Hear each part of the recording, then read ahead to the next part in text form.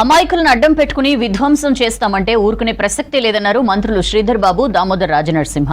LB Nagar ఆర్కేఆర్ఎన్ క్లేవ్ లో కూడా chairman వెంకటరెడ్డిని పరామర్శించారు. కలెక్టర్పై దాడిని పురమాయించిన వారిపై ఖచ్చితంగా చర్యలు తీసుకుంటామన్నారు మంత్రులు. ప్రజాస్వామ్యంలో ప్రజల అభిప్రాయాలు తెలుసుకునే హక్కు అధికారులకు ఉందన్నారు దామోదర.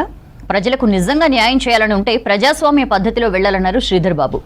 అధికారులపై దాడి తెలంగాణ సంస్కృతి కాదన్నారు. కాంగ్రెస్ పార్టీ ప్రతిపక్షంలో ఉన్నప్పుడు ఇలాంటి దాడుల్ని ప్రోత్సహించలేదన్నారు మంత్రులు. మాకైనా అభిప్రాయ భేదాలుంటే ప్రజాస్వామికంగా మొరటగా ఉన్న ఆనాటి ప్రభుత్వం పైన న్యాయపరంగా పోరాటం చేయడానికి ప్రయత్నం చేసినాం తప్ప విధ్వంస దాడి చేసి ఈ రాష్ట్ర అభివృద్ధిని అడ్డుకోవాలి, అధికారులను కొట్టాలా, అధికారులను చంపాలే అని ఆలోచన చేసే ఉన్న ఈ ఆలోచన విధానాన్ని ఏమనాలని అడుగుతా ఉన్నాం.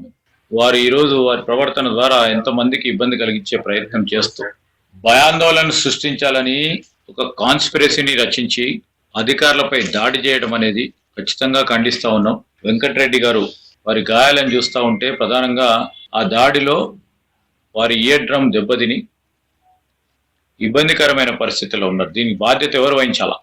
ఈ దాడిని పురమాయించిన వారు ఎవరు? ఆందోళన భూసేకరణకు సంబంధించి ఆందోళన కొత్త కాదు. ఇప్పుడు మల్లన సాగర్ లో వేములగాడి గ్రామంలో 755 రోజులు దీక్షలు జరిగినాయి.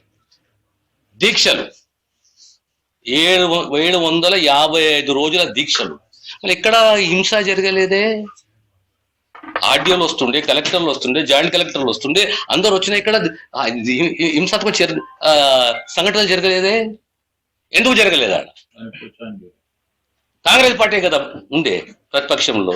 మళ్ళీ ఆనాడు సంఘటనలు ఎందుకు జరగలేదు? ఆనాడు భూసేకరణ, ఆ రోజు 213 చట్టము, భూసేకరణ చట్టము.